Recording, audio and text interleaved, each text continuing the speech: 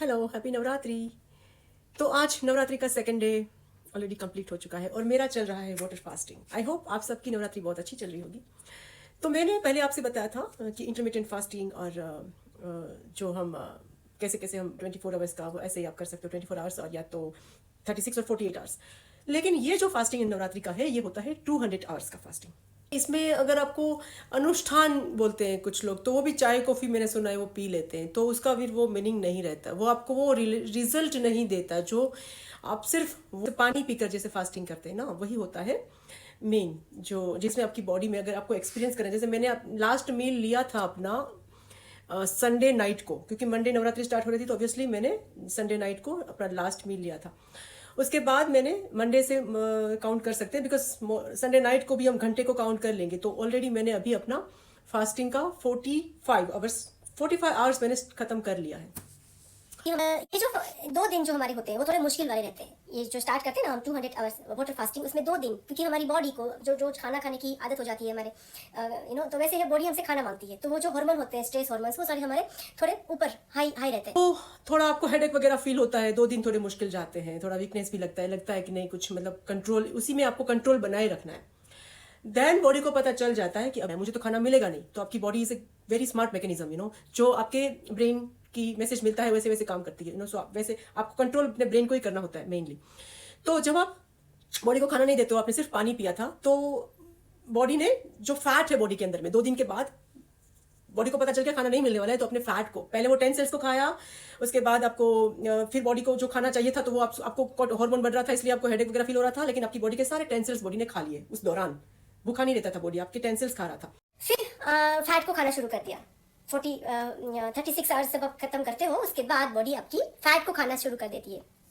तो आज मेरे 45 आवर्स खत्म हो चुके हैं और अब मुझे लग रहा है कि मेरी बॉडी बहुत एनर्जेटिक है, मैं वर्कआउट भी कर सकती हूँ and I am enjoying more than before. जब मैं खाना खा रही थी तब से अभी मेरी बॉडी में जो एनर्जी है वो बहुत ज्यादा है, ऊपर से मेरा माइंड भी बहुत फोकस्ड है और मुझे बहुत अच्छा महसूस हो रहा है, मैं बहुत लाइट फील होता है।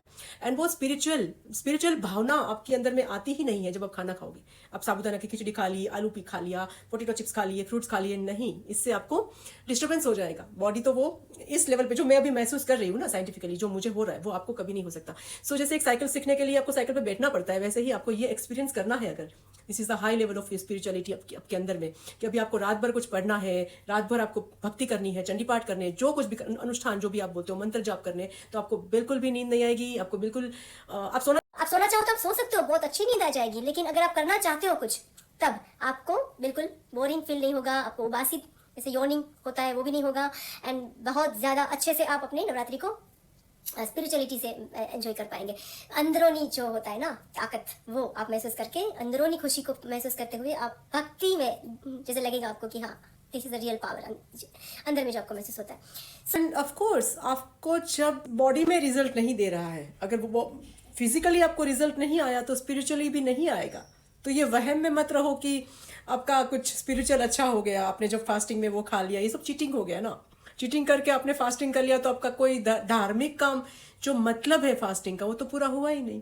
तो ये बनाया ही इसलिए गया था कि हमारी बॉडी के लिए, हमारी बॉडी के लिए बनाया गया है। वो मैंने बहुत बार कहा है कि इससे हमारे भगवान को, माता जी को कोई फायदा नहीं होता है कि आप फास्टिंग करो। आपको फास्टिंग जो करना था वो यही हमारे एंशिएंट, हमारे मुनि, हमारे ऋषियों का यही मतलब था कि ताकि ह्यूमन इंसान अपने अंदर में पावरफुल महसूस कर सके। जब तक अपने अंदर में पावरफुल महसूस नहीं कर सकता, तब तक आप बेकार है। कॉन्शियस नहीं हो सकता है, तब तक वो किसी चीज़ को नहीं बदल सकता।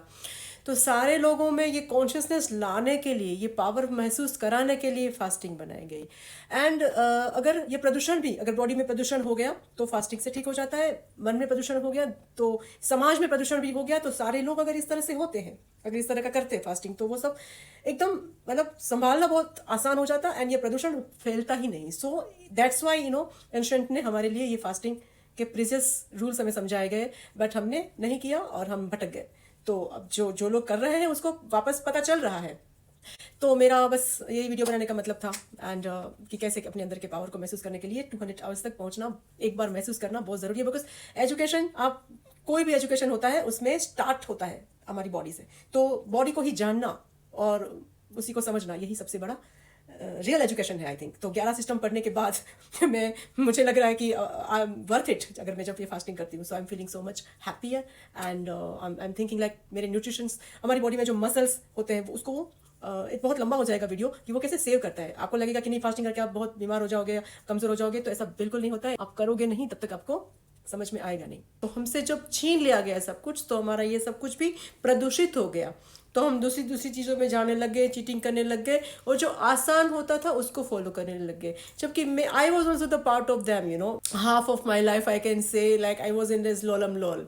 बट अभी मैं जब से ये 5 साल से एक्सपीरियंस करने लगी हूँ फास्टिंग का, तो अब मैं ये 200 आवर्स का फास्टिंग के लिए भी मैंने आज हिम्मत करी है। एंड मैं पहले भी ये फास्टिंग कर चुकी हूँ, इसीलिए मैं चाहती हूँ कि सब लोग इसको समझे, यू नो, अच्छे से, एंड उसके बाद फास्टिंग करें। क्योंकि जब तक मेंटल रिजल्ट आएगा नहीं, तब तक फिजिकल रिजल्ट आएगा नहीं, तब तक आपका धार्मिक रिजल्ट कभी नहीं आएगा। That was the point.